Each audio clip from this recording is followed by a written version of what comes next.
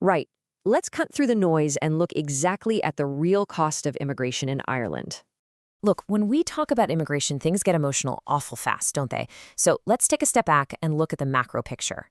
Government spending doesn't just sit in one neat little box. It's spread across 5 key pillars: accommodation, income supports, healthcare, education, and administration.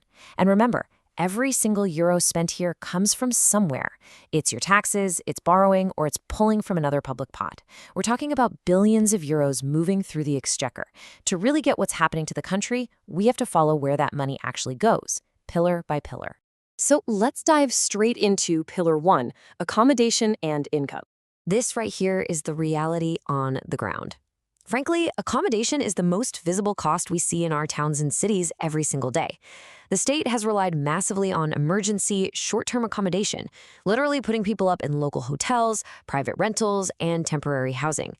Now, as any working family dealing with the absolute madness of the Irish rental market knows, relying on short-term solutions is fundamentally massively more expensive than building proper long-term infrastructure. It takes a heavy toll on the public purse. When the state steps in to secure blocks of hotel rooms or private lets, it's paying a serious premium, and that premium directly impacts the whole housing ecosystem, creating genuine tension for renters who are already feeling the squeeze big time. Now, the timeline of income supports is a crucial piece of this puzzle. Right off the bat, on initial arrival, people naturally need social welfare supports just to get their bearings. The state provides basic income to cover food, clothing, daily essentials.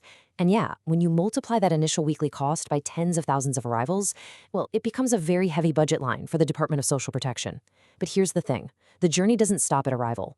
Over time, as people integrate, a significant number actually move off these state supports and transition into the workforce.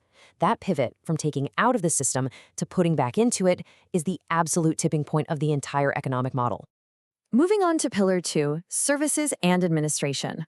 These are the everyday public services that working families across Ireland rely on day in and day out. And the absolutely crucial point here is capacity. A rapidly rising population naturally puts immense pressure on systems that are already stretched. We're talking about longer GP waiting lists in your local clinic, hospital emergency departments packed to the rafters, and the absolute scramble for school classrooms in growing communities. But it's not just the frontline stuff either. There's a massive background administrative cost too: legal processing, integration programs, specialized language and translation services. It takes serious state funding, literally millions upon millions, just to keep the lights on, hire the extra staff, and maintain basic service levels for everyone living here. All right, Section 3, the micro zoom, looking at the cost per taxpayer. Let's shift gears away from those abstract national billions you hear thrown around on the evening news and zoom right down to the micro level. It basically comes down to this harsh mathematical reality. Take the total spending increases across all those government departments and divide it by the working population. Because ultimately, public spending is funded collectively. When state costs go up to handle a population surge, it's your hard-earned euro footing the bill. Dividing it out like this makes the macro numbers very, very tangible when you look at your own payslip at the end of the month. It's a direct deduction from the working family's pocket to fund the national response. Which brings us to Section 4, the ledger and the economic contribution. But listen, if we're going to be entirely fair and objective here, we absolutely must look at the other side of the balance sheet to get the true picture. People arriving in Ireland don't just cost money, they inject it back into the system. They enter the workforce, they pay their PRSI and PAE income taxes, and crucially, they fill gaping labor shortages across the Irish economy. Ask anyone running a business right now. From hospitality and retail to essential healthcare and construction, employers are absolutely crying out for staff. Plus, these new arrivals buy groceries in the local shops, they pay rent, they use services, and they drive local economic demand. The money circulates, plain and simple. When you put the full ledger side by side, it's a constant balancing act. On the one hand, we have the short-term costs, highly front-loaded things like emergency accommodation, immediate medical checks, and those initial social supports. That is money going out the door immediately. On the other hand, we have the long-term contributions, steady tax revenues, filling those skill gaps, and active workforce participation over the coming years.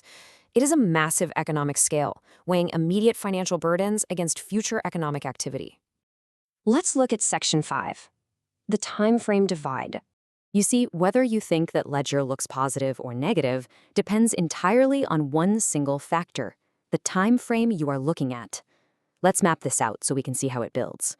In the first few months, at the arrival stage, the cost to the state is incredibly high. The infrastructure just has to be deployed immediately.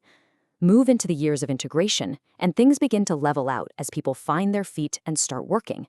But zoom out to the decades, and long-term employment yields a high economic contribution that can eventually offset or even completely exceed those initial front-loaded costs.